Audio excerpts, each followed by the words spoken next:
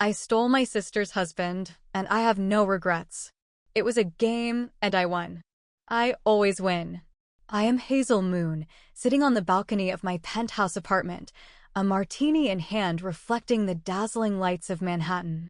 This city never sleeps, just like me, someone always searching for more than what I have. I grew up in Catherine's perfect shadow. She was the daughter my parents were proud of, a woman with a well-ordered life, a handsome husband, and a stable career. And me? I was the second child, the faded shadow in the family, always compared, always seen as an outsider. But it didn't matter. I didn't need their approval. I made my own rules.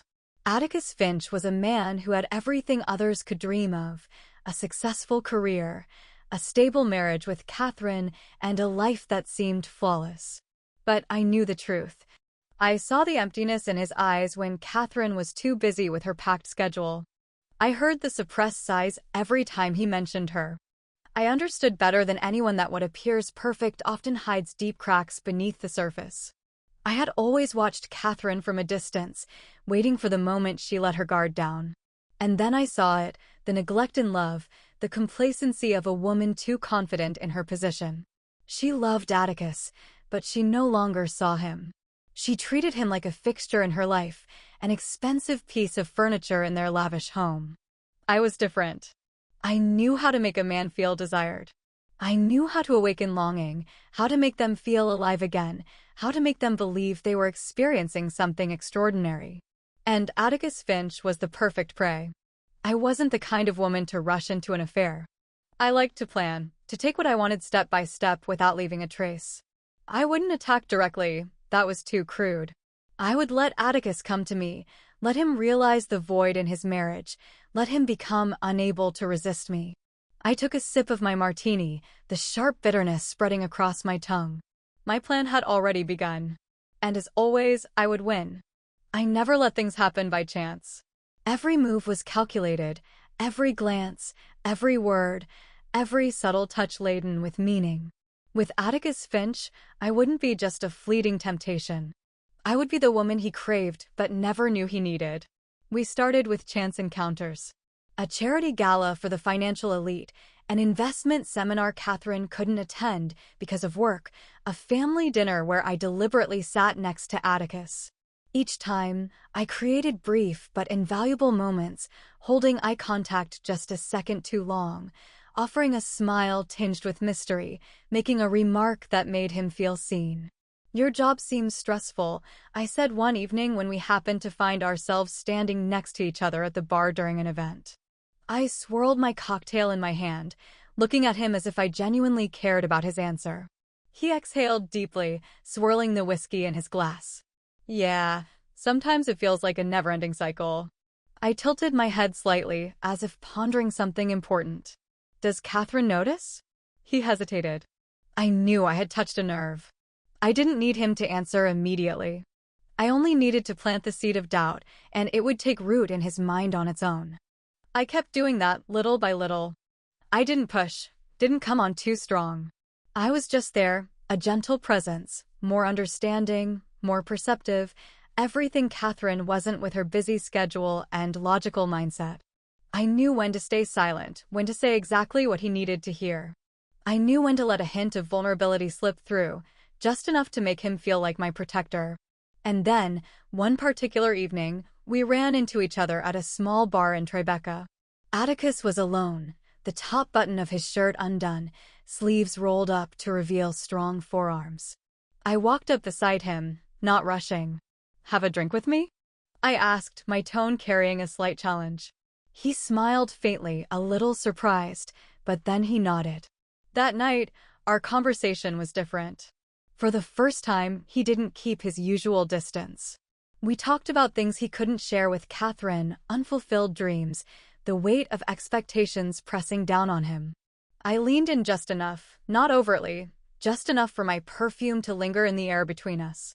I let my fingers graze his hand lightly as I laughed, and I saw it, that brief, involuntary shiver he couldn't control. That night, I knew I had one another step. But I didn't rush. I let Atticus think about me, Let him feel guilty toward Catherine as his mind became consumed with images of me. I let him find excuses to reach out, to text, to check in, to look at me the way he should have only looked at his wife. I wasn't just seducing Atticus. I was making him fall in love with me. Catherine started to notice something. I saw it in the way she watched me at family dinners, the sharpness in her eyes when Atticus mentioned me, even in passing. But I wasn't worried. Catherine had too much faith in her own perfection. She would never consider me a real threat. I kept pushing Atticus to the edge. I made him feel like he was living a life he didn't truly want. I made him believe that Catherine had never really understood him, that I was the only one who saw him for who he truly was. And then, one late evening, while Catherine was away on a business trip, Atticus came to my apartment. He stood at the door, hesitation in his eyes, gripping the bottle of wine he had brought with him. I didn't say a word. I just looked at him, waiting.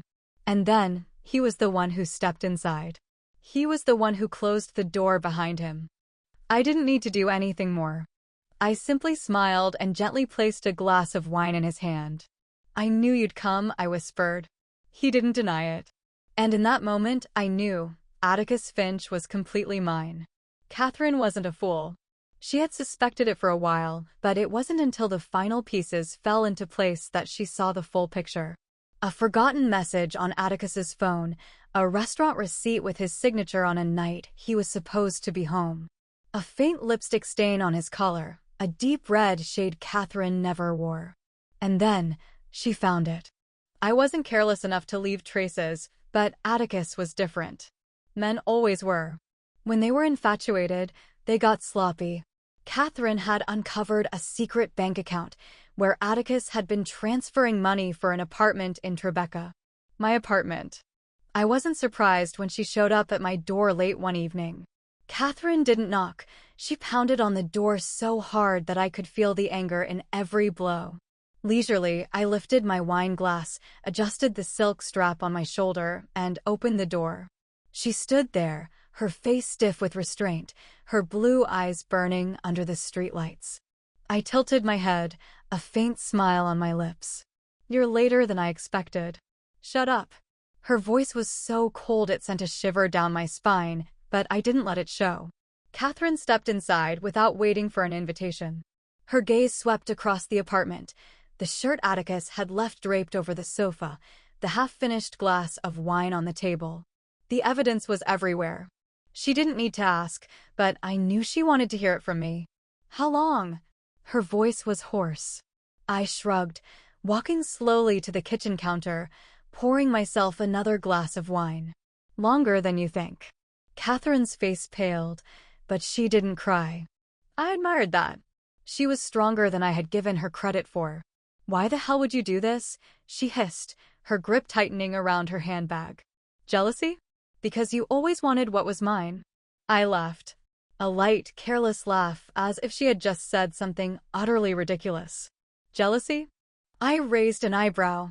"You think I did all this just because I envied you?" I shook my head, taking a slow sip of wine. "No, Catherine. I did it because I could." For a moment, she was stunned. I saw her lips press into a thin line, her hands trembling slightly. But then, something unexpected happened, she laughed. A short, humorless chuckle. "You think you've won, don't you?" She stared at me, and for the first time in my life, I felt something was off. Catherine didn't cry. She didn't beg. She didn't slap me, didn't scream like the betrayed women in movies. She just stood there, perfectly calm. And suddenly, I realized she had come prepared. Catherine wasn't the type of woman to confront someone without a plan. She reached into her bag and pulled out a thick envelope. Then, she placed it on the table and slid it toward me. "Atticus's secret bank account," she said evenly. "His transactions from the past 6 months.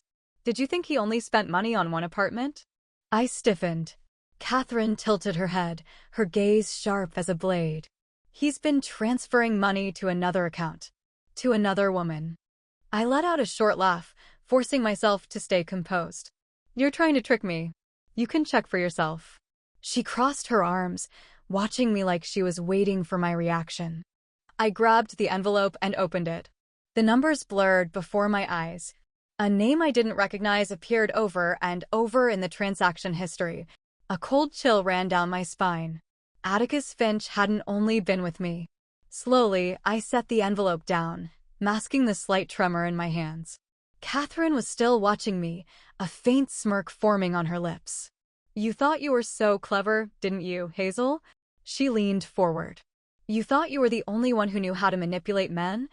I gripped my wine glass tightly, my nails digging into my palm.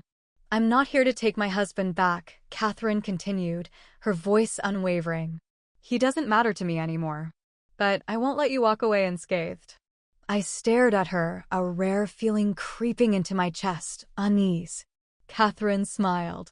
"Get ready, Hazel. I'm not going to lose everything as easily as you think." She stood up, adjusting her coat.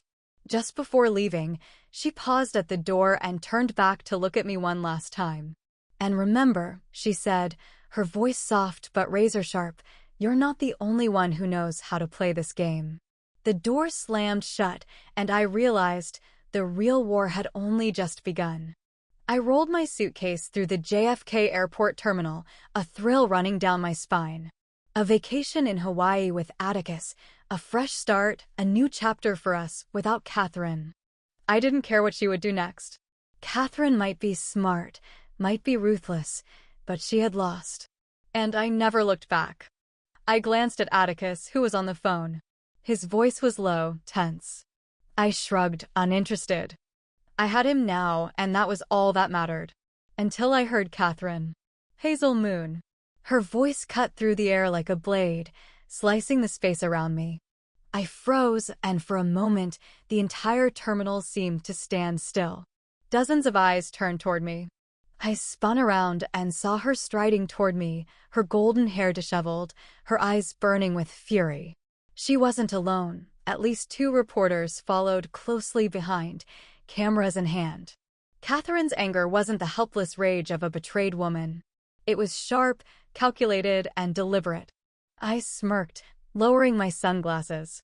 "Well, how thoughtful of you to come see me off." "Don't be so smug, Hazel," she said through gritted teeth, gripping her phone tightly. "Did you really think you could walk into my life, take everything from me, and just leave like nothing happened?" I chuckled softly. "You're being dramatic." "This is over, Catherine."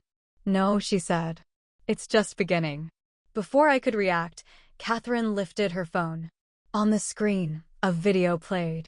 Atticus's voice came through, words I had once believed were meant only for me. But they weren't. "I'm sorry, but I never loved her. I got caught up in it, but she doesn't mean anything. I just wanted to escape my life. It doesn't mean I wanted to fall into another trap." The air around me froze. The murmurs around us grew louder. Some people raised their phones, recording. Atticus went rigid, his face draining of color as the recording continued. "I'll leave Hazel. I just need time. She was a mistake." I couldn't breathe. I turned to Atticus, and his wide, panicked eyes met mine.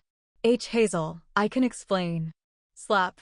A slow, mocking clap echoed through the terminal. "Catherine." "Poor you, Hazel," she drawled. "You thought you were in control, but you never realized you were just another pawn in this game." The whisper swelled into a chorus of scandalized voices. The weight of their stares pressed against me like knives. I had thought I was the manipulator. I had thought I was the winner. But Atticus, he was just another liar. And Catherine had known all along. I couldn't just stand there. I wouldn't let them see me like this. I straightened my posture, inhaling deeply, forcing my voice to steady. "You can try to humiliate me in public, but it doesn't change the truth, Catherine," I said coldly. "You lost your husband. I won." Catherine smiled, a slow, knowing smirk. She stepped closer, her voice dropping to a whisper against my ear. "Win?" she murmured. "Hazel, you've lost everything. And you don't even realize it." A chill ran down my spine. "He lost his job," Catherine continued, her gaze flicking to Atticus, who stiffened as a group of legal associates from his firm approached. "And you? I doubt the brands you collaborate with will want a homewrecker exposed in public like this." I clenched my grip on my bag. No, no, I wouldn't let her win. I turned to Atticus, desperate to find something in his expression, remorse, loyalty, anything. But all I saw was a pale, trembling man on the verge of losing everything. And in that moment, I realized the bitter truth. Atticus Finch was never the man I thought he was. He was a coward, one who would always run when things fell apart. Fury boiled in my veins. No, I would not lose to Catherine. I could still control this. I could. But before I could open my mouth, she stepped back, looking at me one last time, her eyes full of something worse than hatred. Pity. Good luck, Hazel. She turned and walked away, leaving me standing there, surrounded by a crowd that stared at me like I was a tragedy unfolding before their eyes. And Atticus? He was no longer beside me. He had walked away. I stood there, my heart pounding in my chest. I didn't know if it was from anger or fear. But I knew one thing, I wouldn't let this be the end. Not ever. I never thought there would be a day when I would lose. But now I sit alone in an empty apartment, a glass of red wine swirling between my fingertips. The apartment is the same, warm golden lights, expensive silk curtains, a soft leather sofa, but the atmosphere is different. It is no longer the secret haven for me and Atticus, no longer the place where I felt like I had one. No, now it is just an empty space, reflecting exactly what I have become. Atticus vanished from my life faster than I had expected. After the airport confrontation, he lost his job. His reputation was ruined, his career in law crumbled overnight. I once thought he was strong, believed he would withstand the storm. But no, Atticus Finch was nothing more than a weak man, the kind who runs the moment things stop working in his favor. He never called me. Never texted. Not a single explanation. And I understood. I had never been the only woman in his life. I was just another escape, another excuse for him to run from Catherine. And when everything fell apart, he didn't come back to me. He just disappeared. I lost Atticus, but that wasn't what enraged me the most. I lost so much more. The brands that once partnered with me suddenly began to reevaluate their campaigns. Invitations to exclusive events were quietly revoked.